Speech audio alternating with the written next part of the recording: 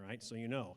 Not because they're suddenly embracing one-off movies, but they have another derivative forms, and that's what they're doing. So you can kind of see how this chart goes up like that and kind of get an idea of what they're kind of moving with.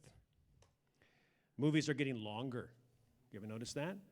Okay, 97, they're 104 minutes now. They're almost 108 minutes. 4 minutes longer, a little bit longer. It's 4 more minutes of stuff that they're putting into movies. So that's more popcorn you get to buy, right? More M&Ms you get to have. Producers, writers, and directors are getting older. I thought this was interesting. They're getting older, not younger, which is counterintuitive to, oh, the young'uns in Hollywood. The average age of the top 100 grossing movies in '94 was 47. In 2014, it was 52. Only 20% of Hollywood producers are under 40 years old, compared with 30% of directors and 42% of screenwriters. Interesting, huh? We still got it, man. We still got it. We could do this. We could do this. And found that most profitable independent movies often appeal to older audiences. They found younger audiences are influenced by marketing and star power, so they don't really care if the movie's good or not. But older demographics, much more interested in the quality of movie before going to see it on the big screen. So they want to know what kind of quality they're going to get. So as you make your independent film, that's a little trend. They tend to appeal to older audiences. Just a thing, just something to know. There's, another 42, 43 of these things on that. Take a look at that. It's kind of cool. I think you'll enjoy looking at that. Behind the lens, there's it one more time if you want to take a picture of it. I can stand in front if you want me in the picture. Yes, ma'am. Yes, you can. There they are. Filmmaking and financing. I don't know how many versions she has or she has out there. When I was looking for pictures of the book, they're all come in all kinds of colors, but I don't know if it's just updated with I don't know. But that is essentially it, ladies and gentlemen, for news you can use.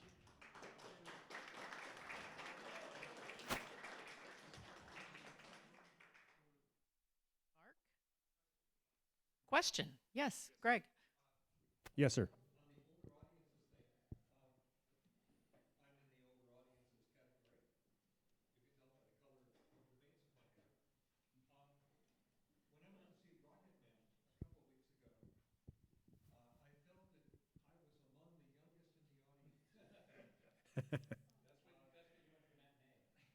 Well,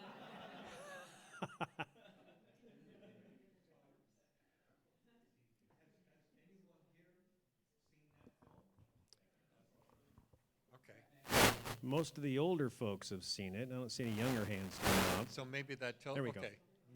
Maybe Well, that tells us something. A movie based on real life, appealing to older individuals. I'm just saying, maybe the guy's right, Mr. Fellows. So that's it. There you go. Back to you, Jane. Thank you so much, Mark, especially for having news that we can use associated with the film industry. Just a couple more announcements that next month's meeting is on screenwriting. We are still nailing down the location, but that'll be on the website, and we'll send that out in our email and put it on Facebook and so on. But that is the 4th Wednesday in July. Mark that on your calendar. In August, we have our summer social, also on the 4th Wednesday. And then in September into the fall, we're doing a session on audio. We'll have our annual showcase, and there's another event that is escaping me at the moment. So let's move on. I'm going to have a quick round robin of introductions, just so that our have an idea who's here and what your various backgrounds are. So, Tonya, we can start with you, or we can just start with James here and come back to you in a moment. So here we go. James Allberger. My company is voiceacting.com, also Voice Acting Studios. I coach and teach voice acting, wrote the book on voice acting. I also do location sound, multi-track location audio, and audio post-production. Chris Patton. I'm a script consultant and producer. John Van Rokel, screenwriter and one of her clients. Todd Levesque. I'm a shredder, mostly in tech and healthcare space, and working to do my first documentary right now. Steve Gibbs, Circa 71 Media, independent video production.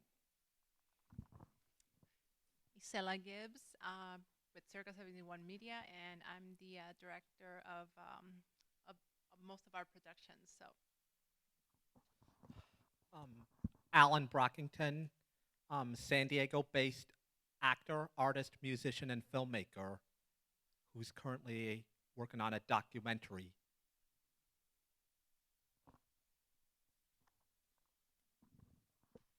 Laura Todd, I have drafted my first screenplay. My name's Jim Fegan. I'm a composer and sound designer. Jonathan Hammond, writer and director. Keith Methvin, composer, sound designer, all that stuff Jim does. We're supposed to stand up so they can see us. Marianne Bates, writer, producer, and volunteer for the San Diego International Film Festival.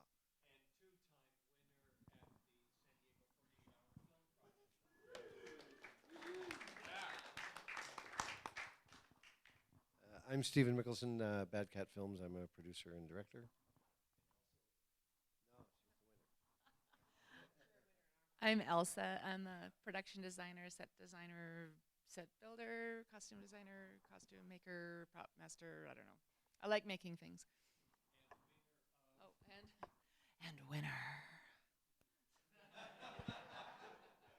I'm Kevin Burke. I do grip, I do electrical, sound recording, camera work. I have a C100 and a 4-channel audio recorder and that sort of thing.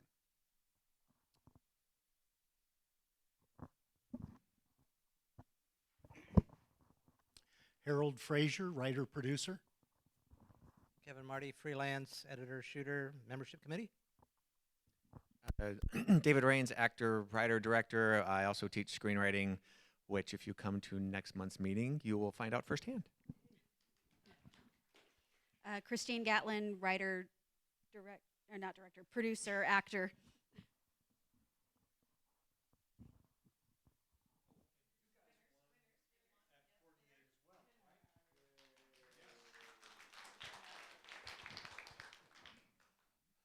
I'm Greg Lefebvre. I'm a media trainer and a drone pilot. I have a fleet of drones. If you want to leave the ground, I'm your guy.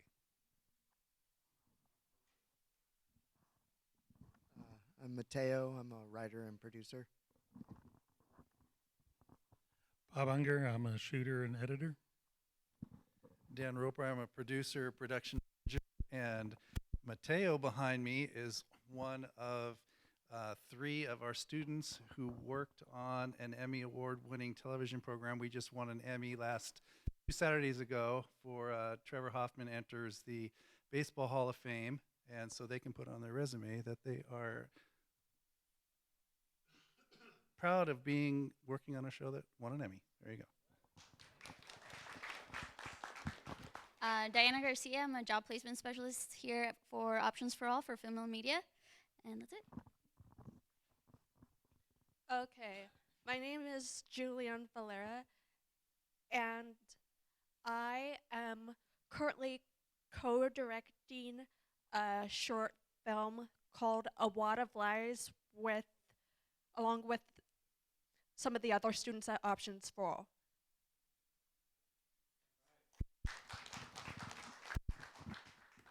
I'm Phil Ferrari. My company is Ferrari Productions, a production company here in town. I'm Brian Cantrell, and tonight I'm a producer and writer. My name is Surya Kumar, but you can call me Mickey. I'm a writer. I'm Earl Hunt. I've produced, directed, and done cinema. As you can see back here, this is my get the shot. That's what cinematographers have to get. And I'm also an opera singer. If there's anybody in here that's hiring opera singers, come to me. La-la! I'm Marshall Harrington. I'm a filmmaker.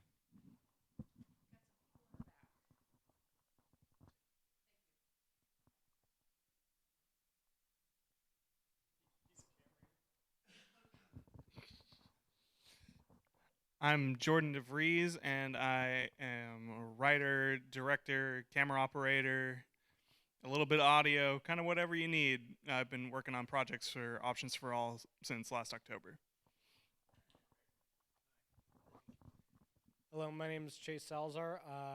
I'm an editor and starting just working a bit on audio, a little bit. I'm camera operator, just like what Mr. Jordan over there said. I'm willing to do almost anything to go and help anyone out. So.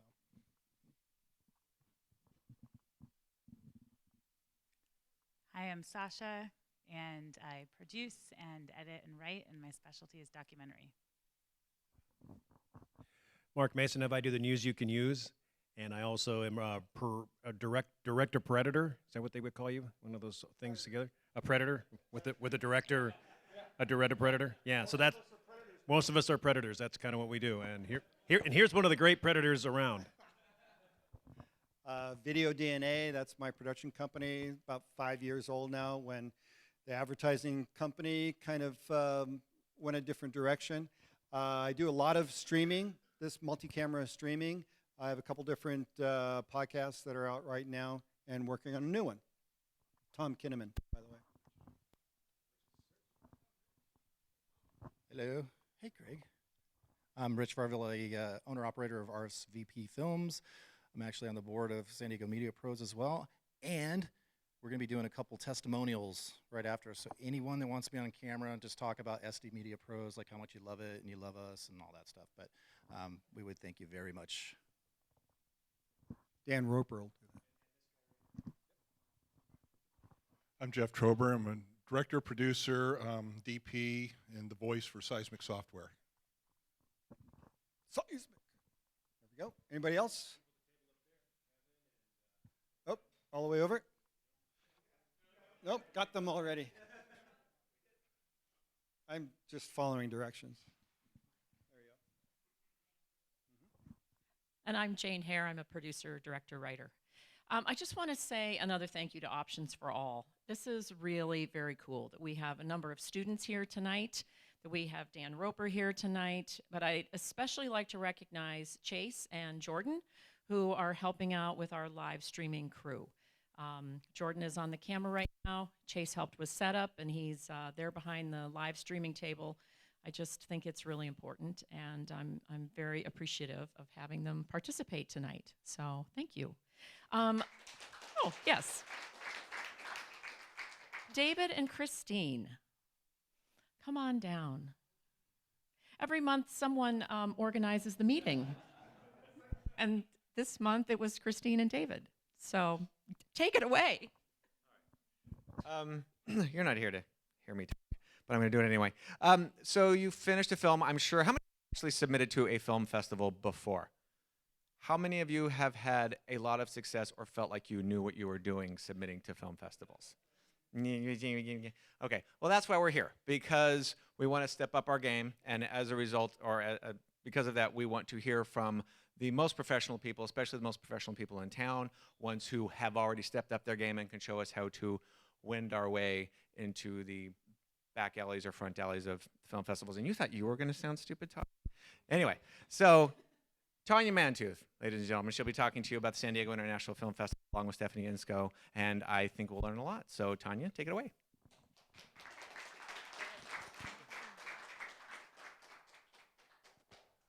Is our mics on? I think it is. Yes. Thank you all for letting us be here tonight. We're really excited to be here in front of you all and this amazing community. It sounds like we got some awesome filmmakers here, so we're really excited about this. So thank you for letting us be here. Yeah, it's really an honor to be here. You know, I just want to kind of give a little bit of background, not only of what our backgrounds are before we took over the film festival, but then what our roles are. So, you know, for me, you know, we took over the film festival about 8 years ago, but prior to that, and actually for much of the time into the film festival, I'm actually a producer here in San Diego. So, you know, I was, you know, for those who've been in town quite a while, you know, might have heard of Foursquare Productions. So I actually came out of a film company out of LA and then ended up working at Foursquare. and working there for quite a while, and then was one of the partners of the Dakota Group. So working heavily in the commercial production side as a producer. So I really understand, exactly what it takes. I went on to make four feature films, one of them horror film, because you know what, you're supposed to do that first, and then 3 family-friendly films. So I've been on both sides of that, and it is tough. Nobody ever sets out to make a bad movie. When you go to make a film, you're having to make decisions, and so I understand that process. So I think as the artistic director now, I think I have a different perspective than maybe most artistic directors, because I understand how tough it is. How tough it is to fund it, to shoot it, to build it, and then what do you do with it?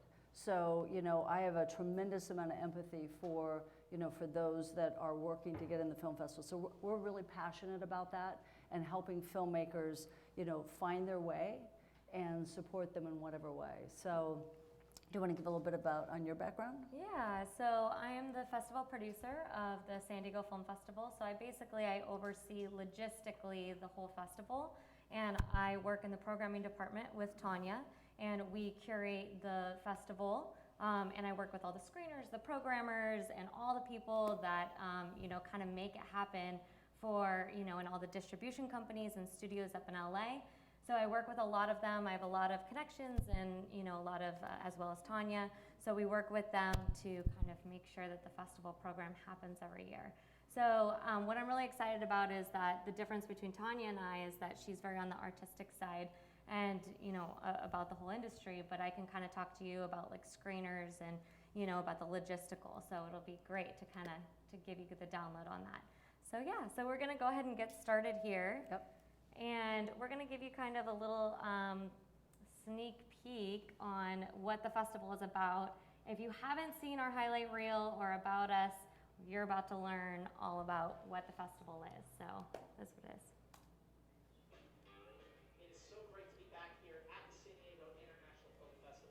Not in this.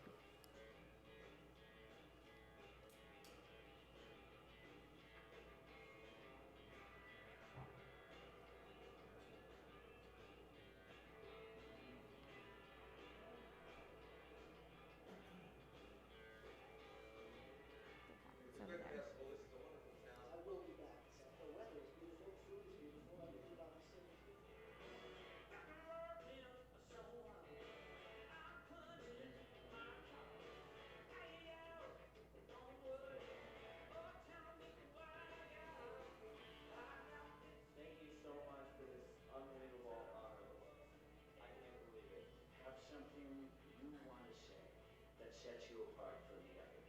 Thank you for loving movies. Thank God for movies.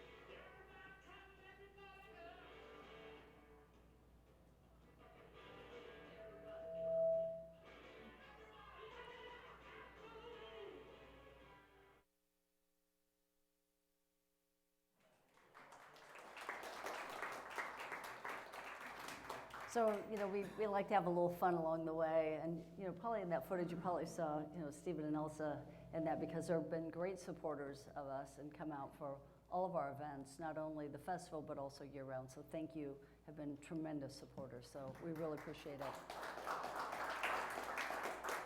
So yeah, you know, the festival is really made up of a lot of different aspects. Obviously, you know, every year we screen between 100 and 120 films, and we do narrative features, documentaries, and shorts. And then, you know, obviously we do parties and events. And the reason why we do the parties and we do the tributes and the filmmaker awards is that gives everybody a chance to network. You know, and as filmmakers yourself, you know, festivals are a great place to network. It's a great opportunity not only to see new films out, see what's happening in the independent cinema circle, but then also meet people from around the world. So last year, we had probably maybe 2,500 films submitted to us from around the world, 68 countries, which was really amazing. So when we took it over about 8 years ago, wasn't those numbers. We've been able to really bring it up and bring it out onto the international circuit, because one of the goals was to really bring international filmmakers here. One, for them to see that they can come film here. You know, San Diego's an incredible city to film, but also to really, you know, expose local filmmakers to what's happening around the world and give them a chance. You know, when you talked about, you know, you went to the producer workshop, and then next thing you know, you're connecting with producers around the country. And that's what a film festival allows you to do.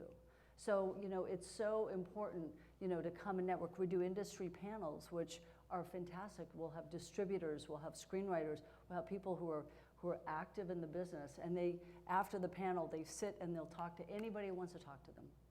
And they'll give them their contact information. So great place to network, great place to get to know people. So, and then along the way, you know, we do have some parties, and there's always a little alcohol along the way. So, you know, we like to have a good time. Yeah, you know, what's really great about it is, you know, studio films are also important within a film, the film festival, you know, because what you're doing is you're bringing distributors and you're bringing studio executives and you're bringing people down from LA in order to be here and see, because they come and they watch all the other films that are going to be at the festival. And those are the independent films that we have in the festival that they're going to be seen by these people and are potentially going to get distribution and, you know, go on to actually be on, you know, different online, you know, presentation, you know, places like Netflix and Hulu and all that stuff. So, you know, it's really important for you to have a balance within a film festival and have both the independent but also the studio premieres. So, yeah, so that's really important. So, yeah. So we just kind of want to talk about, I'm sure there's a lot that you know, want to ask specifically about, you know, film festivals and, you know, maybe something specific to submitting or you know, or such. But we're just going to kind of cover the basic, and then you can ask later, you know, at the end we can open up for questions and you can ask about, you know, specific questions that you might have. So our first question is, why submit to a film festival? So you know, it's a good question, because a lot of people are trying to figure out these days, you know, do I try to get a distributor or do I go through a film festival? And what's the benefits of both? And one is, the benefit of a film festival is, you know, you get a chance to get one, audience reaction, and you get a chance to get the laurels. You know, the festival laurels help you. If you're going for a distributor, they pay attention to those things. So getting those festival laurels, you know, getting awards at festivals, those things now matter. So if you're looking for a distributor, it really may help move that further. And like I said, many distributors are at many film festivals. Not all, but many festivals will have distributors there. So, you know, that's key. If you can go, one of the things that's really important is try to make sure when you're done with the film, and I know it's tough because when you're raising money for the film, you want to put every dollar on the screen because you want that production value. But try to find a certain amount of money for marketing so that you can actually go and attend. And then that way you get a chance to actually, you're there and you get to meet people. And you know, maybe you're meeting someone that can connect you to somebody else, and that really helps you in a stair step. So those are some of the huge benefits of a film festival. Do you want to add to that? yeah, you know, there's lots of different kinds of film festivals.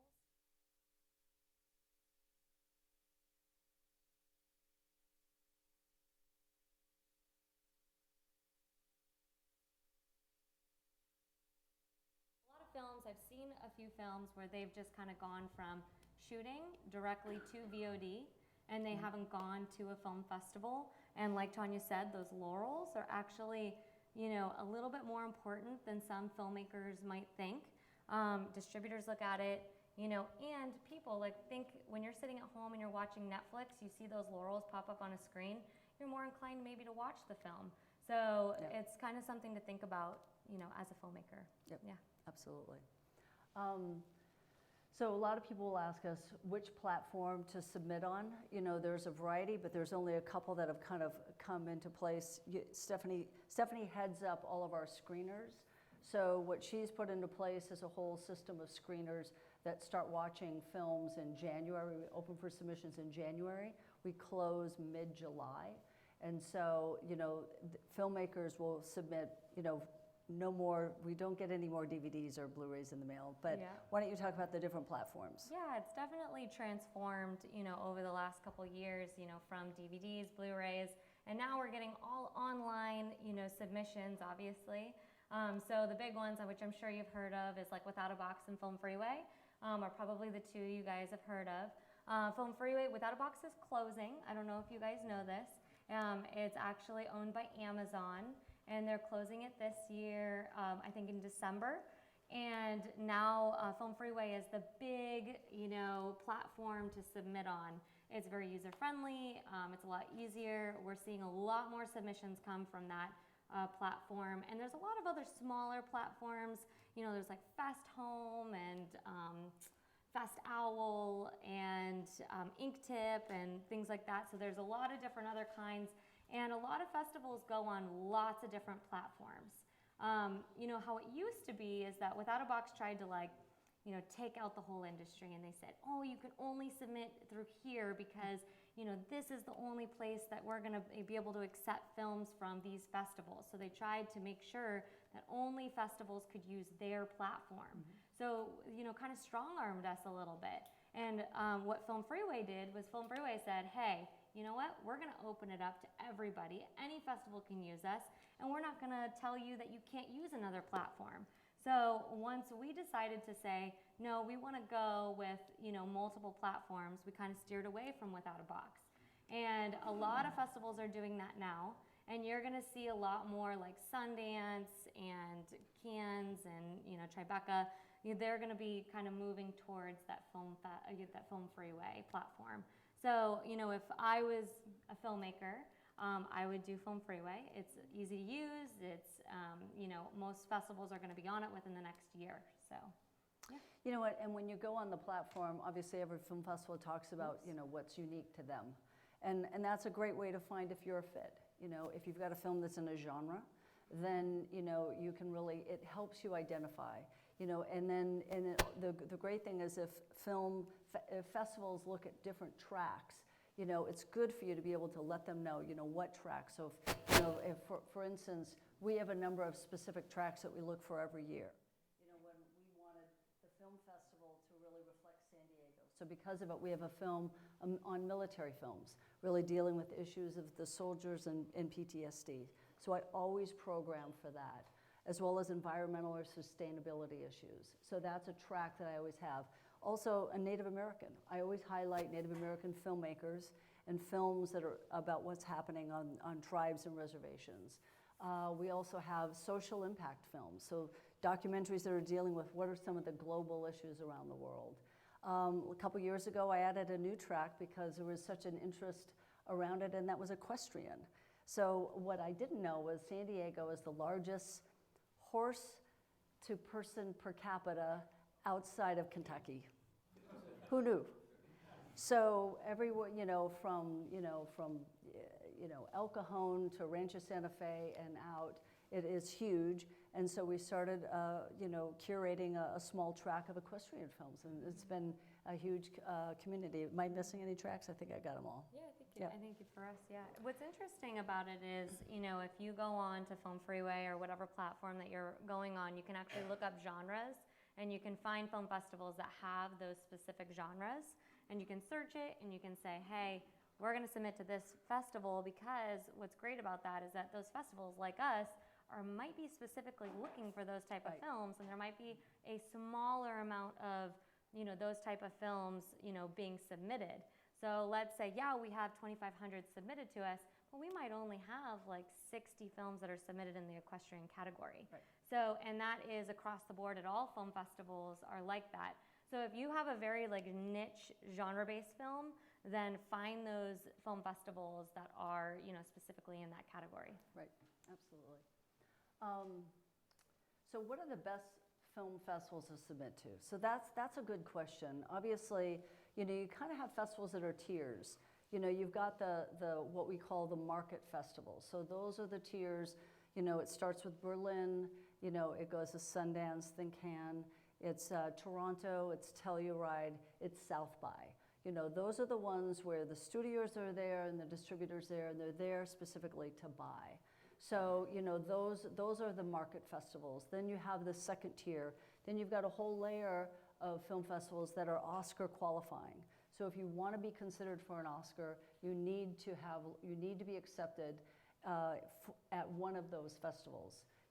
If you can't get in, you have other options to be Oscar qualifying, but that is a way to do that. And then you have a variety of other film festivals. So as Stephanie mentioned, what are the best festivals? Well, you know what? You want to really think about, what are the most film festivals you can get in, because having laurels and getting that audience reaction, getting the chance to see your work out there and to meet with other people, I think that's really key as filmmakers. So look for the ones that, if, like Stephanie says, if you have a genre, look for the genre festivals, so that's a match. If you have the money to travel, try to get into some international film festivals, because now you're broadening that reach and you're broadening potential distributors. So, think about, what is your budget? If your budget is smaller, then look at Southern California. What can I drive to? The goal is to try to get into as many festivals, get that feedback, win those awards, get those laurels, and get those contacts. So that was one of the things I thought. What are your thoughts on festivals and submitting? Definitely. There's definitely it's a tiered system, as kind of Tonya said. There are those top festivals that a lot of people are vying for and trying to get into. So sometimes it's a little tougher to get into those, and then there's sometimes the middle festivals, which that's where we're at. And those are the festivals that you might be wanting to get because of that great credibility that still has distributors coming, studios, they're seeing your films, they're being able to kind of process that, and get your work out there. So it's definitely grassroots marketing. By getting your film into festivals, you're just growing your database of people being able to see your stuff and get it even farther. So a lot of filmmakers will say, I really want to get into Sundance, and everybody does. I was a filmmaker, I want to get into Sundance too. And what you have to think about is Sundance gets about 20,000 submissions, and then they screen maybe 350 films, something like that. So you kind of have to think about, what are the odds? Especially because when so many studio films are premiering there. Same thing with Toronto. So the huge push on studio films. So that really takes up a tremendous amount of film. So you really have to think, okay, what are my odds? Maybe I'm better off spreading my dollars and getting into some other festivals where, maybe my odds are a little bit better. So those are the things you kind of weigh. But actually, I know this is an important question. So I definitely want to open it up. We've answered a few questions on film festivals, but I want to open it up and get your thoughts on some of the questions that might be on your mind. What does it cost? So that's a good, and I'll get to you, Sasha. You know what, Stephanie, why don't you give them the range and the costs? Yeah, so I have it actually on the next slide, all of our costs and everything. So every festival is a little different on their costs. So we actually, right now we're in our late deadline, so we're around $90 to submit to us. But at the beginning, back in January, during our early deadline, it's only like 30. So in every festival is different, and every festival ranges. Some of them are much higher, some of them are much lower. A lot of the genre festivals are very, very inexpensive. They're only like $10, $20 to submit. And what's nice is that you can maybe, and we'll talk about this in a second about the waiver codes and discounts, is that, you could potentially contact film festivals and say, hey, say, this is my film, I'm really wanting to get it out there, I love your festival. That, you know, we get a lot of them, like every single day. We get at least 10 waiver requests a day saying, hey, you know, can you give me a fee waiver and, you know, just get me into your festival? And sometimes we say yes. You know, it just depends on, you know, the film, and if we feel like it's really a good fit with us, that happens. And a lot of festivals do that, and they give, you know, steep discounts. We give a locals discount. We also give a student discount. So we have lots of different kinds of discounts across the board, just to submit to us personally. But it's important, going on to the next question, which opened it up for that, is, you know, one thing that I would do is if you ever ask for a waiver request to film festivals, is you put your trailer and you talk about, you know, why it was a passion for you and why you think it's a good fit for that festival, and then just giving, you know, kind of a background on the film, you know. And if you talk about like world premiere status, you know, the premiere status is very important to film festivals, you know, saying, hey, this is, you got the California premiere, and, you know, film festivals like, yay, that'd be great. So, you know, that's important as well. So, yeah. Mm-hmm. Sometimes they have discounts if you go on the festival early. Mm-hmm. And then later on they'll go up until the regular price. Yeah. Yes. Can you do you do that? I don't know if you do that, but is that custom, or is it just certain places that do that? No, they all do that. So generally, at the very, very early when they first open up, that's the lowest. Like as Stephanie says, that we were about $30 when we opened, about $35 when we opened. By the time we close, we have the extended fee, we're about $115. So big span, but that's from January to mid-July. So it gives you plenty of time, you know, when you look at, okay, and the great thing is you can go on and see those festivals, and if you're looking to map out your festival schedule, map out, you know, where you want to go, what festivals look interesting, then look at where are the early pricings, and then you can start to identify, when am I going to submit here? And, you know, because it's a real organizational thing if you want to take it out to a number of festivals, you know, because you want to hit it as early as possible to get that discount. And as Stephanie said, you know, people do give discounts, and one of the key things is a really good trailer and a really good reason why behind. So those are the things that help make the decision. Just a follow-up question. Yeah. We do the major full-length feature, but on the shorts, is it the same price? I'm not impressed. Is it the same price in the shorts, or they have special prices for each category? Yes. Shorts are less. So it's different. So the categories, the specialty categories and the shorts are the same price, and then the features and docs are just a touch more. Okay. So yeah, it's like only $10 more, so not much. Yes. Would it be a strategy to start on a lower tier and work up using the laurels? If you're like you were saying before, you're trying to make your odds be better. To start somewhere where you have better odds and then work up. Is that done? Absolutely. Go ahead. That's a great question, because I get that from a lot of filmmakers. With a caveat, yes. Yes, with a caveat. It's a yes, but with a caveat. Yeah. So yes, it's great to be at a lot of festivals because it proves that your film is probably, you know, really great, and, you know, we probably want it in the festival. But, you know, with a little bit higher film festivals, like the San Diego Film Festival or Tribeca or South by, you know, or whatnot, or LA, what happens is that we love to have the world premieres or the California premieres or the Southern California premieres. So it's important to, you know, if you're a feature or a documentary, we really like to have those higher premiere statuses. You know, so it's a little bit of a caveat with that. It just depends. You know. And that's where, you know, it is kind of a research project, if you will, and that you kind of look at, you know, what are the, you know, what's my budget, how far can I go, and then what are the festivals within that range, and then you start to drill down on what are the festivals that have some reputation to it, and then where do I want to give that premiere status, where do I want to give the world premiere, the U.S. premiere, the West Coast premiere, you know, it's like the 5th and G premiere. I mean, it really gets down there. But I mean, they really start to, you know, but it is important. So, you know, so there is some status. So sometimes if the festivals, if nobody's heard of it, then that may deter others. So it is a little bit of a research, and that's where it can be tricky. We have a question back here. Yes. Go ahead. What are your thoughts on submitting to a festival that you know you're not going to be able to attend? So Go ahead. that's a great question. There's lots of films that we see that, that submit and they know they can't attend, a lot of them from Australia or New Zealand or wherever.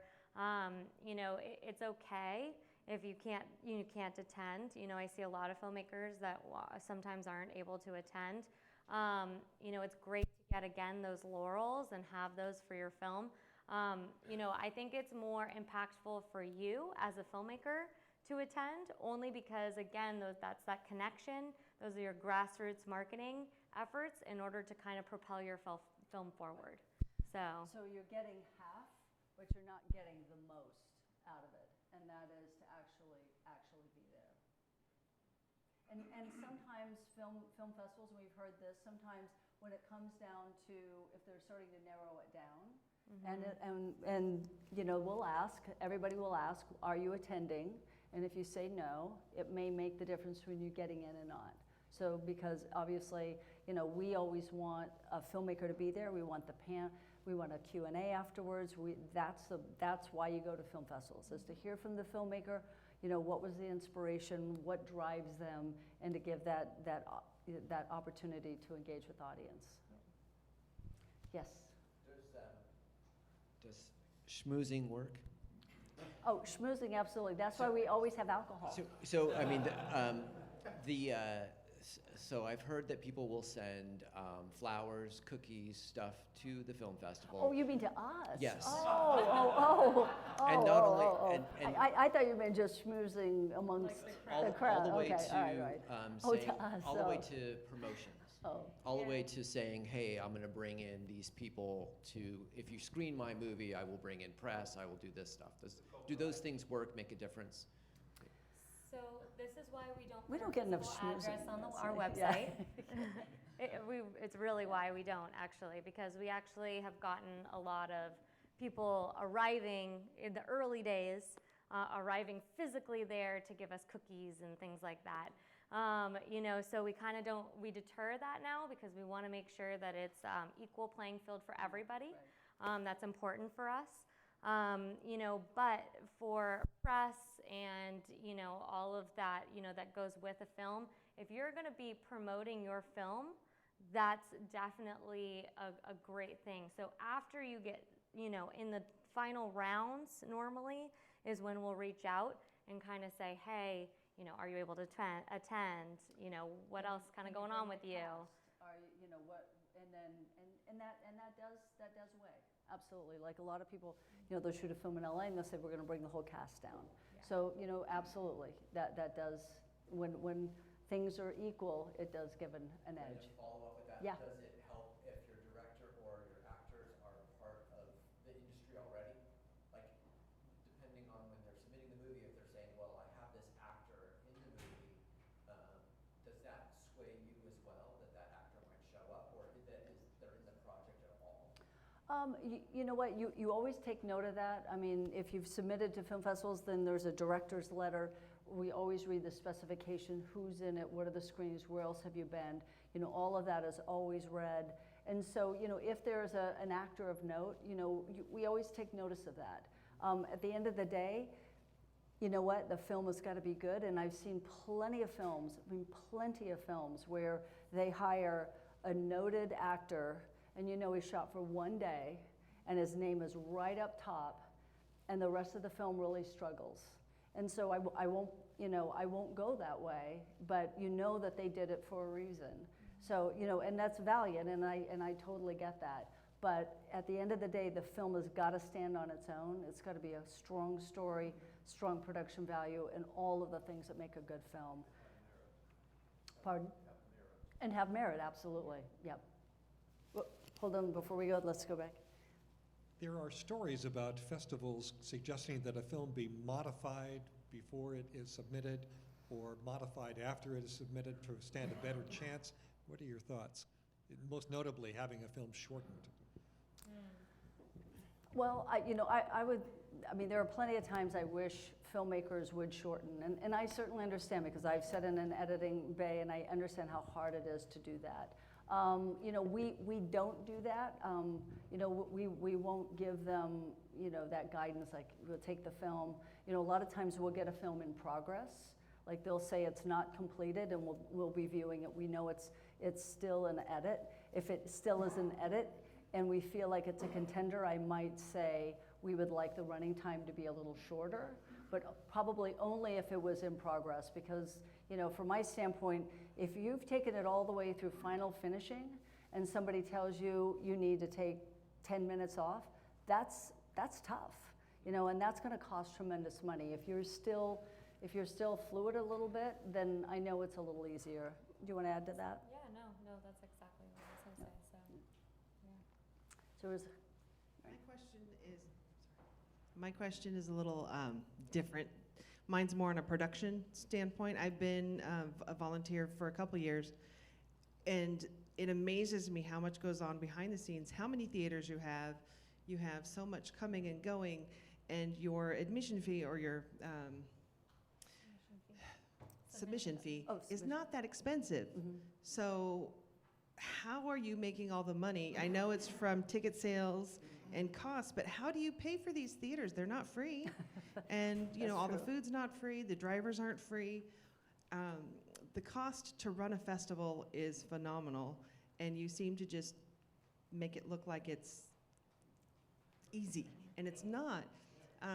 So how do you, basically, I guess I'll stick to one question, sponsors. How do you get sponsors?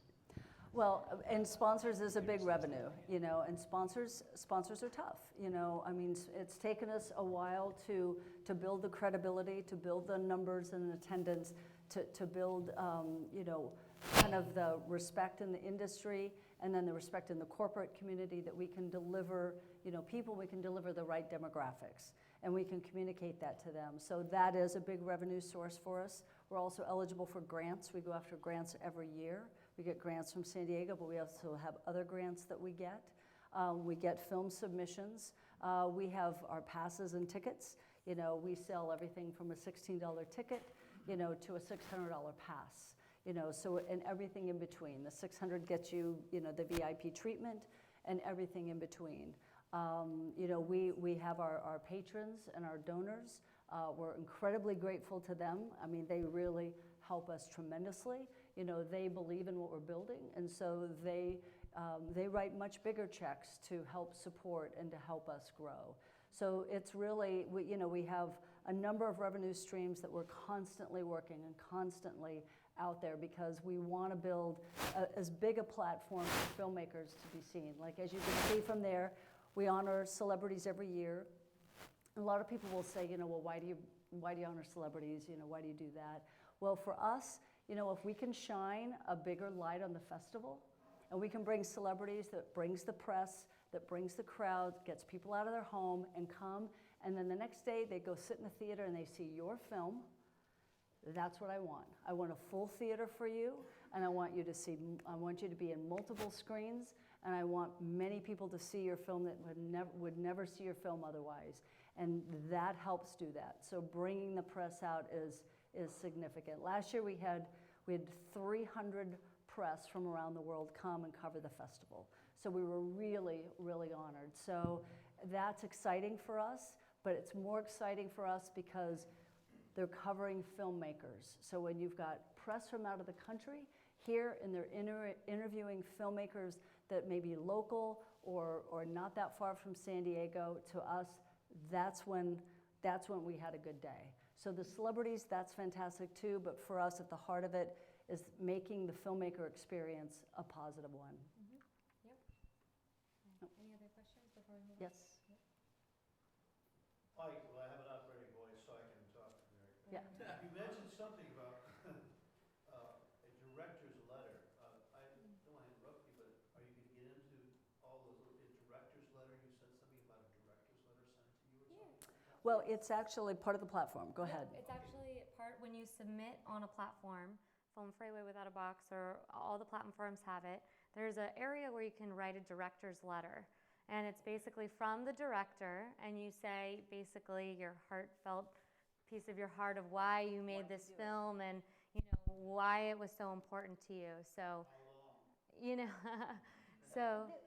I mean, they kind of give you the, how much room, but they give you quite a bit of room. So you really get a chance to give the behind the scenes. It's like, what inspired you, many times it's what happened through the process of the film or, but we read those. Yeah, I was a producer on a full feature, but I directed a short, which I want to submit, so I'm not familiar with it, so this is very helpful. If you go to Landmark Theaters, So I will, you'll see a bunch of examples of okay, so director's letters. when we get farther into it, we'll be able to see all that stuff, right? Yeah, I don't have it up here right Yeah, now, but okay, we have example letters and there's lots of ranges. Everybody's done a lot of different, types of letters to us. So, and really it's love real. letters it's to the festival, love. Yeah, some not love letters Yeah, too. some not Especially love when we send letters out too, when we send out the not accepted. That's what we're really glad they don't have our address. So we had another question back there. Yes. Could you describe a little bit your filtering process? I can't imagine you watch every minute of every film submitted. Your brain would be mush. So how do you basically start watching the trailer and if you say, that's the end of it? Or the letters? What is it? How do you filter them down from that huge number to something that's actually screenable? So I'll let you start and then I'll kick in. Yeah, it's an awesome process that we have, and film festivals kind of have similar processes. Some of them are a little bit different, just depends. Our process, we have a tiered system basically. So your film comes in and it gets viewed by 3 people. So because there has to be a third person that breaks a tie potentially. So it's an entirety. So every single film is viewed 3 times. And when it goes through that system, it either goes up and it pops up to the programming level, it drops off, or if it's still like an even number, it actually gets viewed a 4th time. So it just depends, on the film, and it just pops up, down, stays the same, and it's going through that process. So we're in that process right now, and working through it. So it just depends on the festival. Most festivals do it this way. So yeah, you want to add anything? So we don't watch trailers. We watch the film, and what we say to the screeners is, you need to honor the time and the effort that the filmmakers made. So I know there's people say some film festivals like screeners will watch the first 2 minutes and one of the things that's really important because that screener has to give me an evaluation. And they have to give me a pretty full evaluation. So that evaluation will tell me pretty much if they've watched that film because they'll give me what they liked about it, maybe the flaws or their perceptions, and then whether or not they're recommending it, to move on. And then they give me a number. They'll on every single category they'll give me a number. So I look at what they write and I look at that numbering system. So we don't do it off of a trailer. We honor every single filmmaker. To do that. And as Stephanie says, if sometimes we've gotten ones where we might get a 10 and a 2, and that's a red flag for us, so we'll pull it, we'll watch it ourselves. It's like, okay, either it just didn't resonate with the person giving it a 2, and we need to put it back into the system to be reviewed again. So as it kind of works its way up the tiered system, then we have programmers that deal with the different genres. Some focus on documentaries, some on narrative features, foreign, and shorts. And then we have advisory committees that work specifically on equestrian, environmental, military, social impact, and Native American. So we really try to involve as many people, as many eyeballs, if you will, but as many voices in the process to evaluate. Our goal, and I think because I come from a filmmaking standpoint, is that it's so important to really give every film the best chance it can be seen in order to be considered. So, does that answer your question? Yes. What's your process for screeners and how many of them are there? So, so we have around 65 screeners with the festival. And then we have around... We start with about 200 applications. Yeah, we get 200 applications, and then we have 65 screeners that get chosen. For this specific year, it's 65. It ranges every year. It's not a set number that we have to hit, so that's what we have this year. And then we have around 42 programmers is what we have this year. And they have to commit to so many hours every single week from January through July. So it is a big commitment, and that's one of the things that we ask of them. It's a pretty large commitment, yeah. Yep. What's the demographic of those screeners? What type of people are screeners? You know, well, in terms of demographic, I'll let you talk about their qualifications, but in terms of demographic, one of the things that we really want is a widespread. In fact, a number of our screeners don't live in San Diego. Several of them are international. So we really look for that broad demographic. Yep. And they come from a variety of backgrounds, but obviously they need to have an understanding of filmmaking. An understanding. So they may come more from the critic world, they may come from the academic world, they may come from more of a filmmaking background world. So it's a variety of things. So we put them through kind of a scrutiny of tests, and then we also do training as well. Yes. So from gathering what you said, so trailers are not important. So trailers are, yes. Trailers Yes. are only important, I was saying, kind of for the waiver codes. Yeah. So if you're looking to like have that 10-second or that minute of like, hey, look at my film, this is super cool, you know, I want to tell you about it, trailers are cool for that. We'll make a decision on that. Yeah.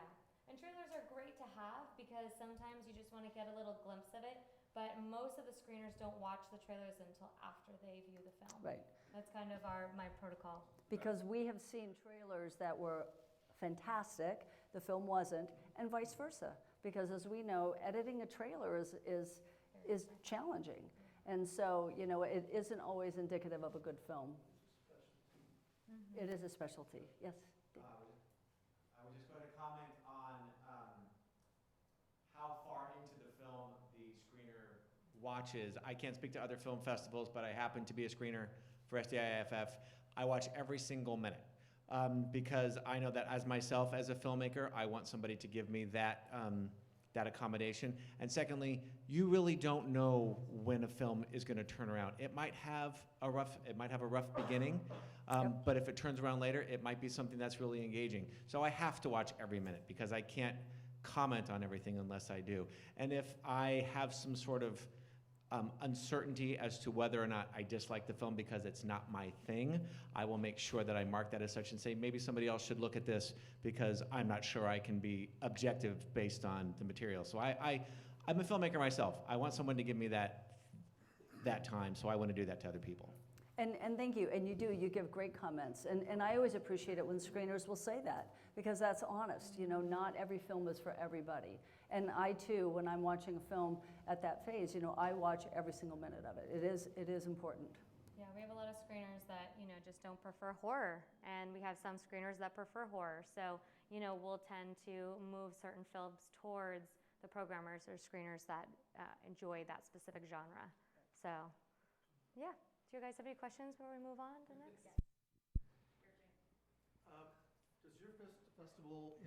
Does your festival impose any restrictions on the filmmakers who submit? Like the 48-hour restricts distribution or any other showing for a year? So that's perfect because that's our next slide. Oh, good. It's like you knew. So why don't you step through our restrictions? Okay, so we actually have quite a bit rules and regulations, and every festival is a little different on how they work. And you can read on our website. I'll give you guys the URL at the end. You guys can see all the rules for our festival. Specifically, there are rules as far as length. 30 minutes and under is a short film for us. 30 minutes and over is a feature documentary. It must be a San Diego premiere when you come to us. We do prefer, higher premiere statuses, as we discussed a little earlier, but we do prefer to have specific to San Diego premiere status.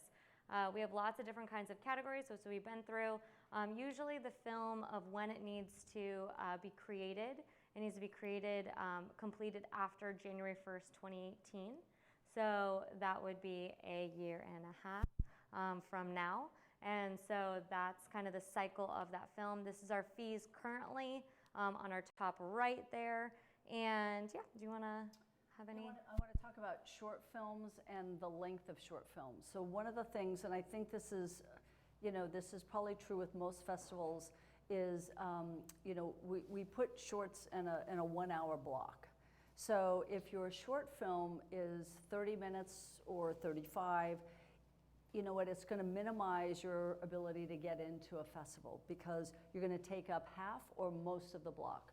Why people go to short block is because they want to see a variety of films, really interesting, put together.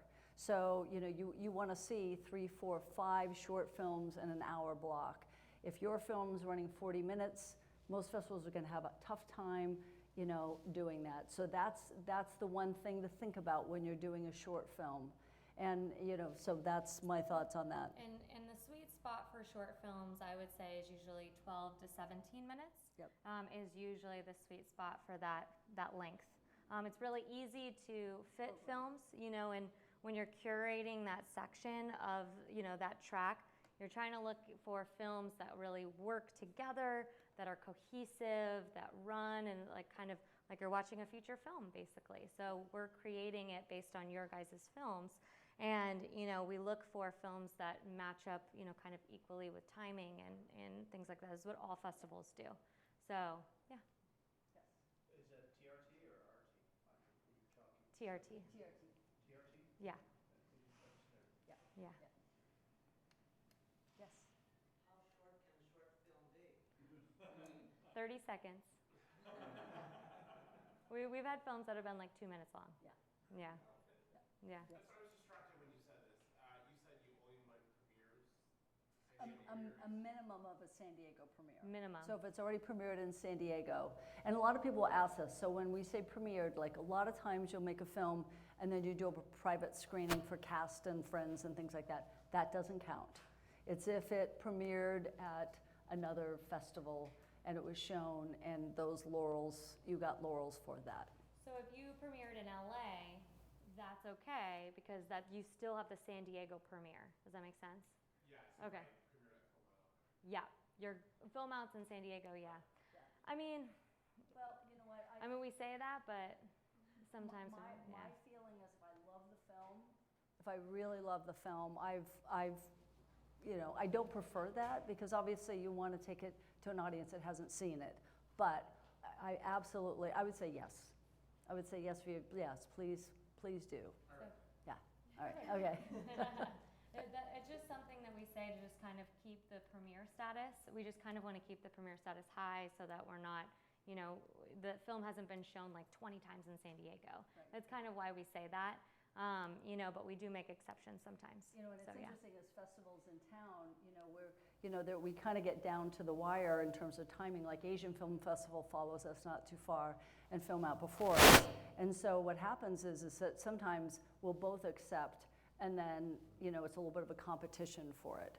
So, and we really try to be very cooperative with each other in terms of, who wants to take that film because it's a small community. And we'll usually just both screen it.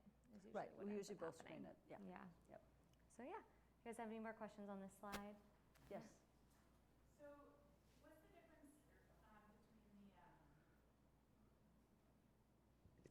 the difference between the cover letter and the director's letter, and which one's more likely to be read? How much effort should you put into customizing each one for each festival? That's a good question. So it's kind of the same thing. It's the same area within Film So you Freeway. kind of read through it. Yeah, so it's both like the cover letter and then the director's letter. So, both are very important. When you look at it, the first thing you do see is the cover letter.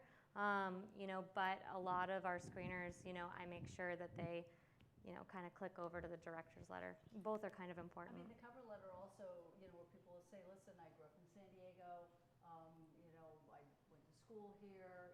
It is kind of a nice opportunity to give whoever's looking at it, making the decision, a little bit more information. The cover letter can do that, yes. Do you give guidance on ratings, language content, sexual content, things like that? Do you mean in terms of? Do you have restrictions or are there rules involved? You know, I mean, obviously, you know, I would say probably, you know, no pornography. But when you say that, you know, most of the films in the festival are R, but you know, within limits. But you know, no, I mean, the thing about independent films is, you know, they definitely take risks, and they definitely are very, you know, broad and in terms of language and nudity and, you know, so they push the boundaries, absolutely. So. Okay. Any other questions? All right, we're going to talk about film premieres here a little bit. You know, we received lots of submissions in the festival. I think we kind of already went over a little bit of this, but we're going to be talking about some of our premieres that we've had in the past. And again, it kind of touches on the topic of, you know, our gala films, our studio films, and why we have the studio films with the smaller, you know, independent films. And I know we kind of discussed that. So this is what we had last year and some of our award-winning films in the past. And then we're going to have an awesome lineup for 2019. We're very excited about it. We're going to be releasing it in August, end of August, probably August 30th, August 25th or so. So, which is really exciting about that. You know what, one of the things that's interesting, and we're really fortunate in terms of our timing, because Toronto, which starts, you know, it's about 4 or 5 weeks before us, you know, is really the start of, that's where everybody world premieres, and that's the glide path for the award season. So all of the studios hold. They either premiere in Telluride and Toronto. They're right next to each other, most in Toronto. And then they're now heading into the award season. So because we're so close, that gives us the opportunity to really vie with the studios to give us then the US premiere, to follow Toronto with the US premiere. And so we've been very fortunate to get the US premiere of many of these films. And so, you know, like we opened last year with Can You Ever Forgive Me? You know, one year we opened with Silver Linings Playbook. We opened with 12 Years a Slave. At that time, it did not have a trailer, and it had not been screened or reviewed. So we accept it before it's even screened in Toronto. So we have to make those decisions on the studio films before anybody has even seen it. So what's exciting for people in San Diego is that you've never seen it, there probably isn't a trailer for it, and you haven't even heard of it, and then you get to see it here. So that's exciting. But you got to screen it? No. So the studio films are a surprise for everyone. Well, what the studios do is they'll set up a private screening for us. So we see it, yes, but it hasn't been reviewed by critics, and it hasn't been seen by audience. But yes, no, studios set up a private screening for us.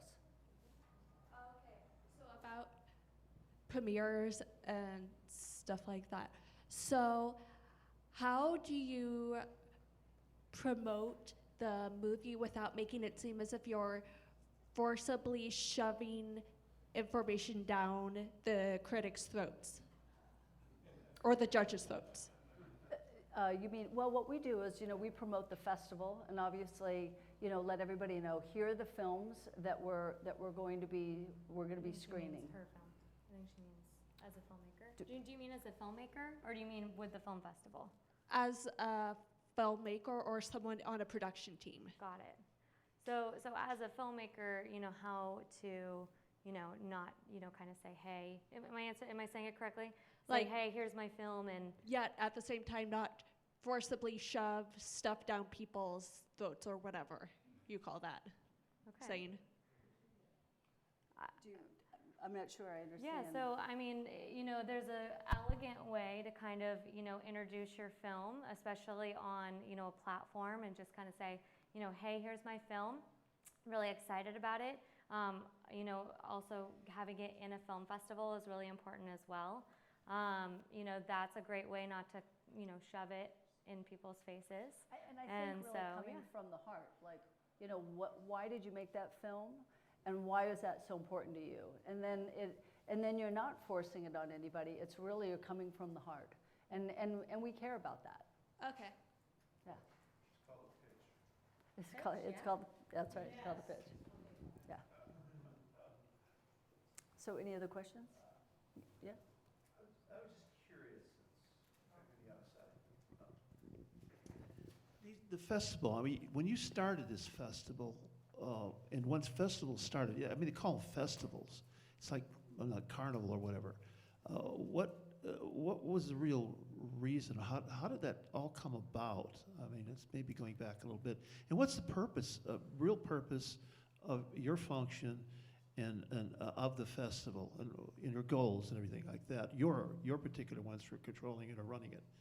So the San Diego Festival was around for 10 years, and there were two people that had started it, and they wanted to walk away. They just, they kind of wanted to turn it over, and it had gotten, a little bit on the small side. They really didn't feel like they could grow it, so they invited me and 3 other of my colleagues to consider taking it over. So we took it over just 8 years ago, and then after a couple years, we had merged it and grew it to an international film festival because of our reach and pulling so many more international films in. So it was regional to begin with. So it was a little bit more regional, exactly.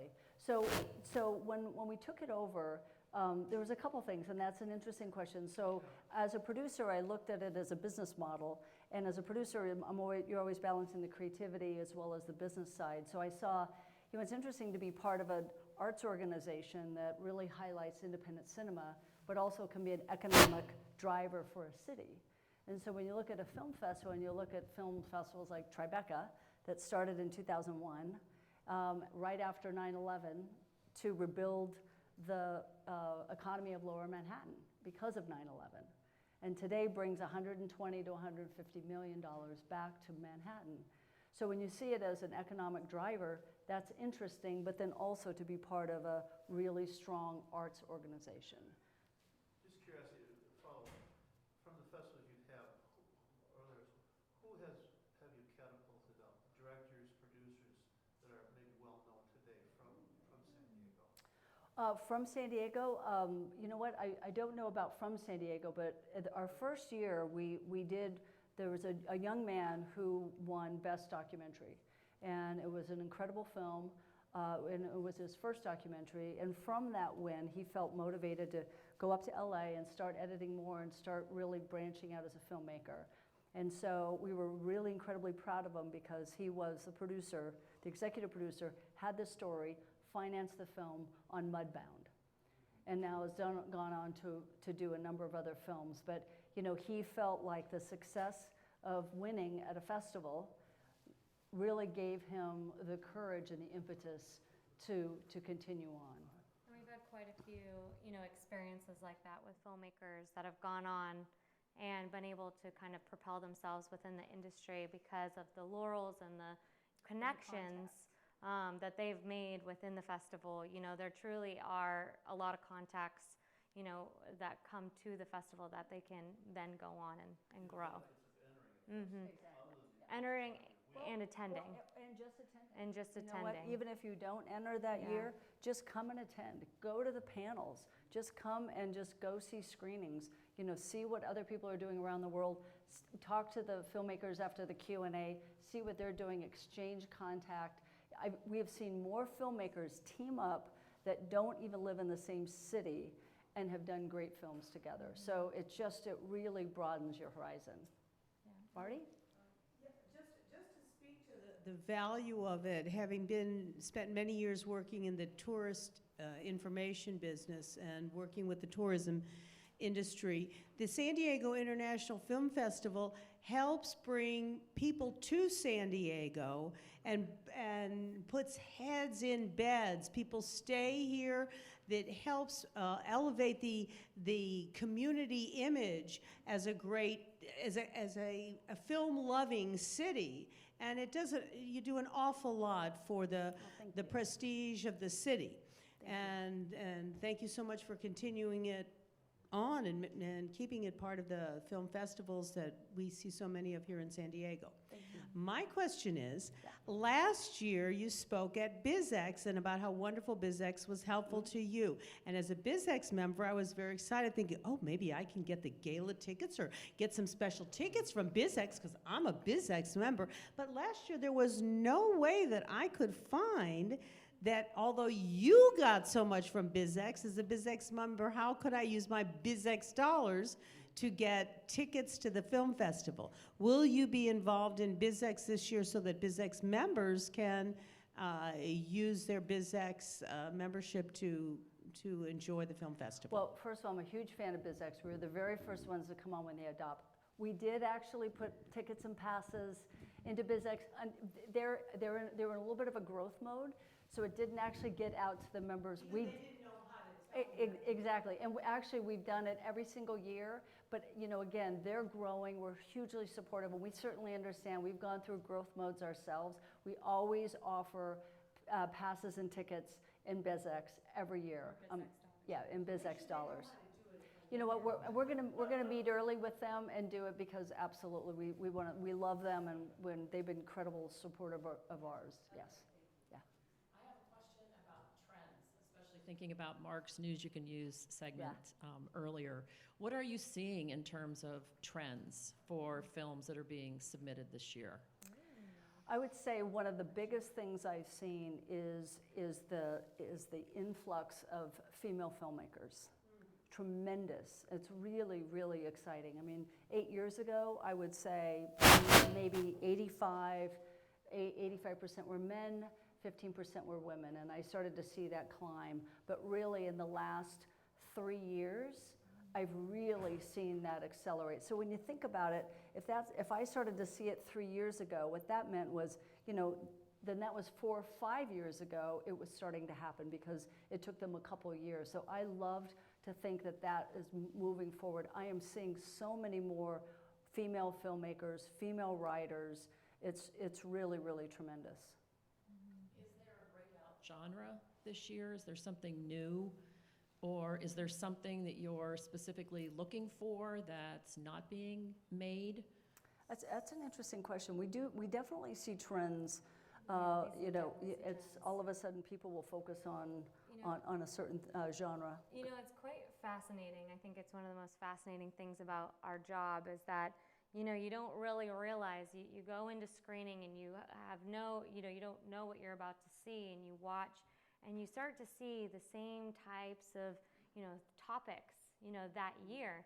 Then the next year, that topic doesn't exist and a whole new topic has emerged. And it's kind of like, wow, is the whole world thinking about the same things?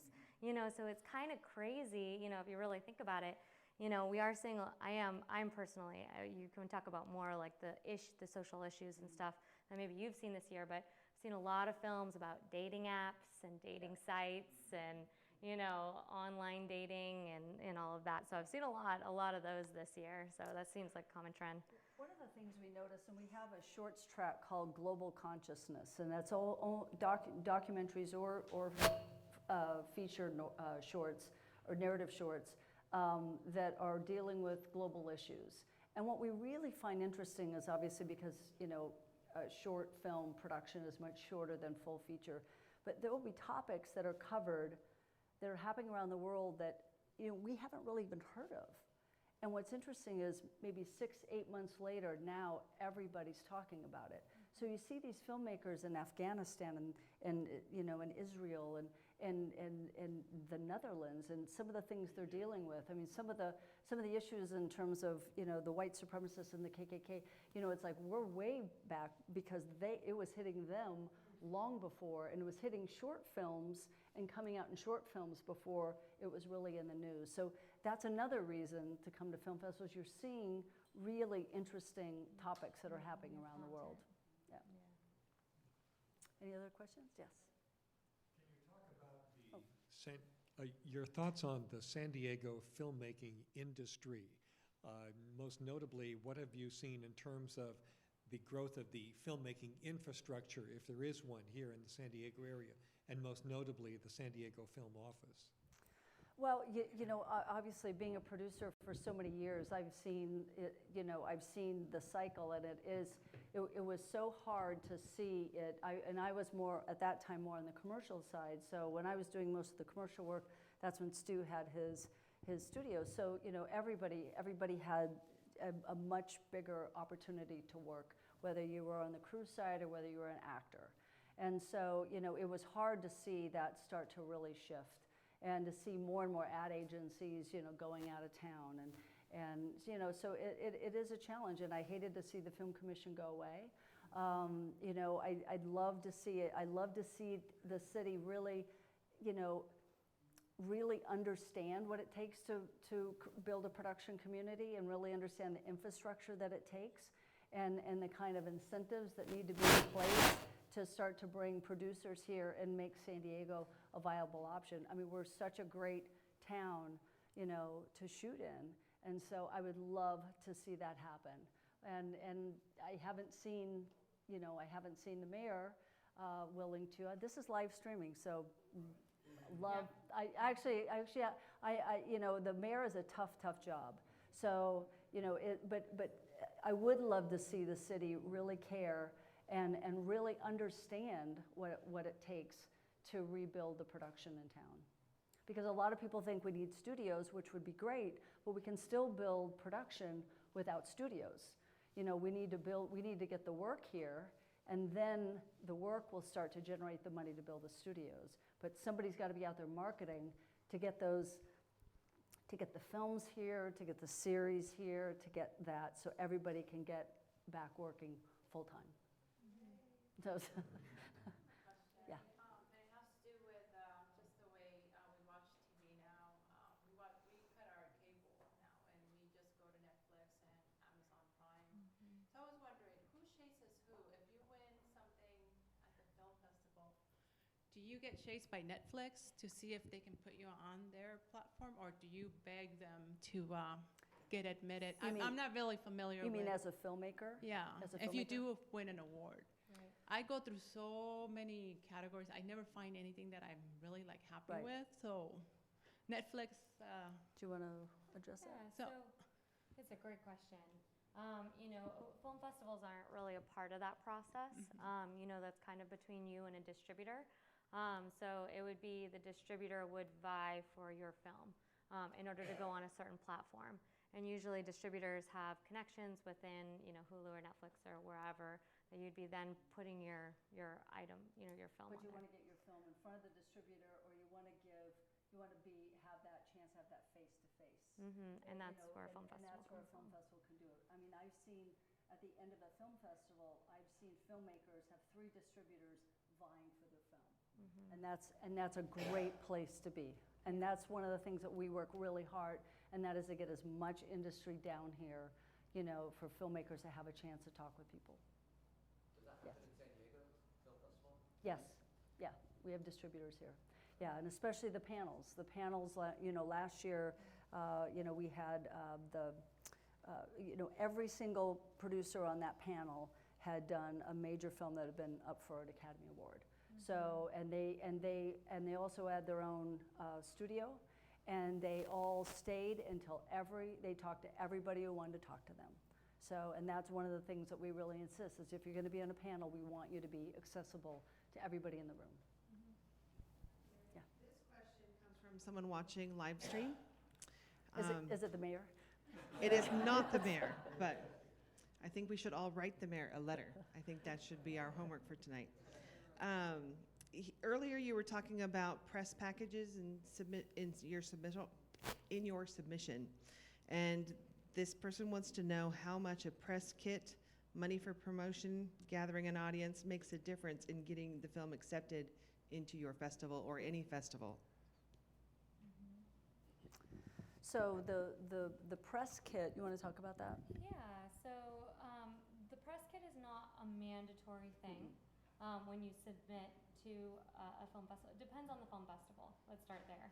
So each film festival is a little different. Our festival, it's not mandatory. We do make it mandatory once you get in that last stage before you're selected, because we have like a semi-finalist round right before. So you have 115 films in the festival. There's about 300 films that make it to that final round. And so when you get it into that final round, that press kit's really important. Then you're starting to need, information about the film and, what's, important about it and why it should be within the festival. So yeah.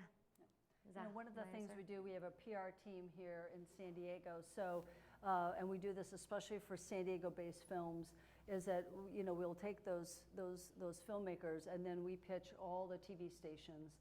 And so very often it's the San Diego-based films that for the week before the festival and then during the festival, you know, they get a chance to go on, you know, the stations and talk about their film. So, you know, that's something that we really feel passionate about. And the great thing is the stations really support that, and they love the films that have the San Diego angle. And we do have a locals track at the We do, festival. yes. You know, we have a locals track that is just for our locals, and we also do sprinkle in locals films throughout the festival as well, so it's not just in that locals track.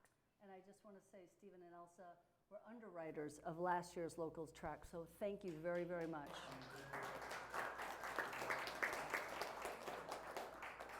Yes. I wanted to speak to your issue, like you just said, oh, is the mayor watching? And I'm really going to date myself now, because I've been working on the economics of amenities since the 1980s with the city and the city council, and to get them to understand that this isn't just fluff, this isn't just a festival, this isn't just fun, but this is actually economically beneficial to the city. Back to your wish that the Film Commission was back, because I was there when Wally Schlatter was getting it clear to the council that this is money to the city, and the fact that a commission for film is bringing money into the city, and if you are able to help lead the troops and lead the charge by first starting out by showing just how much and how many, if you're able to show how many people from out of town are coming here, how many people from Los Angeles are coming down here for your film festival, how important the economics of the film industry is to the city, that makes a huge difference. And in order to get Kevin to listen to you, and in order to get City Council to listen to you, I hope you're inviting them to your gala and treating them like royalty and showing them how wonderful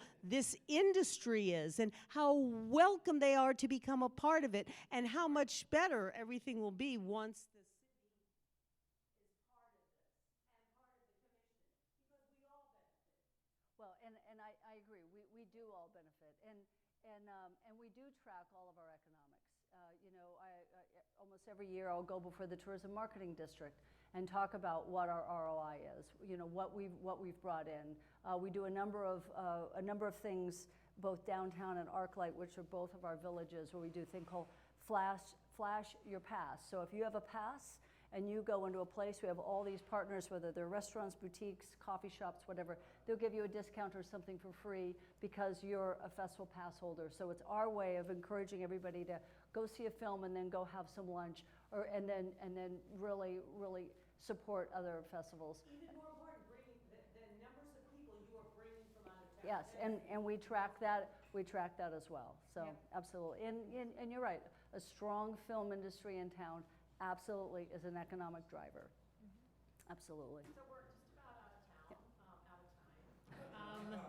I want to talk a little bit more about programming, though. What's missing? Like, what are you not seeing submitted that would be something for local filmmakers, for any filmmaker to be thinking about? Like, where are the gaps?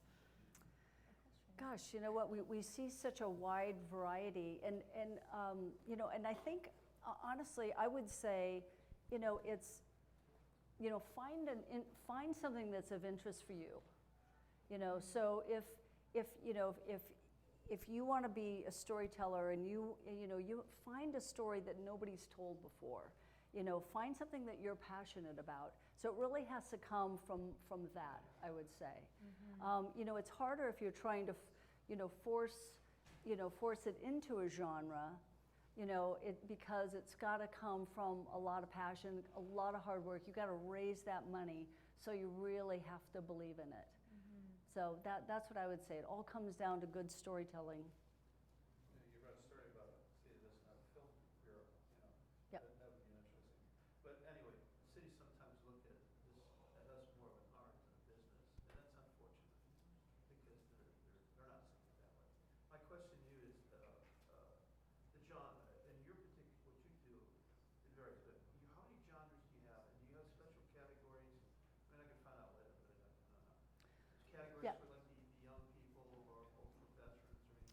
You know, we have a we have a military track, and I think I mentioned we have a military track.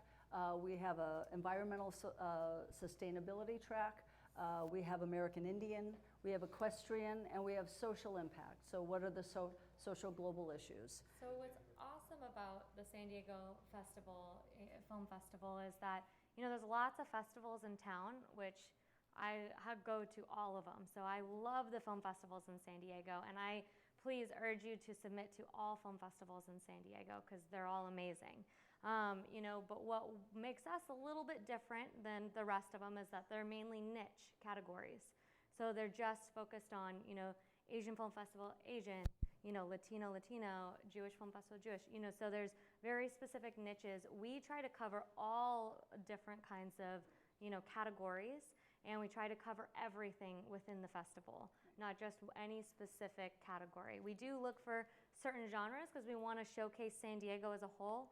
We feel like these areas showcase San Diego, so that's why we kind of do a little bit more of a focal point on them, but we try to cover all the different areas. And we also have foreign. Foreign is also huge, yeah. Well, I think we are out of time. It's about 8:45.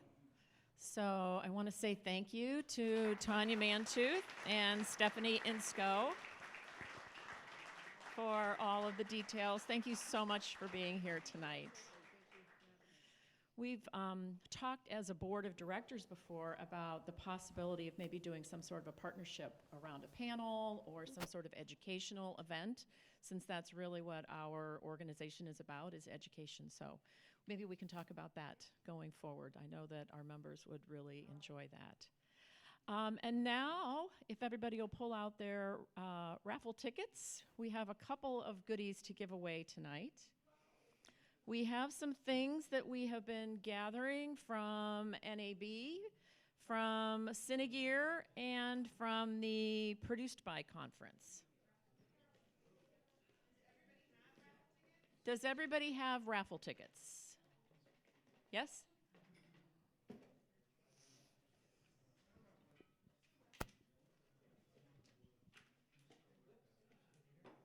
What do we have first? Should we start with one of these while you're pulling things together? A water bottle and one of these. Oh, I don't know. These are pretty special. These almost didn't make it because these are from the Produced By conference. They were on all the tables, and they are delicious. This is a box of caramels that was provided by the Massachusetts Film Office. And we also have a water bottle from LaCie, Seagate LaCie.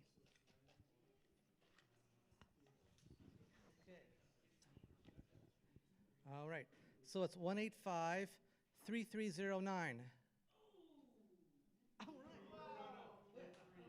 3309. That's you? All right. Congratulations, Marshall. You might eat those before you get home. Okay. Oh, we have a couple more?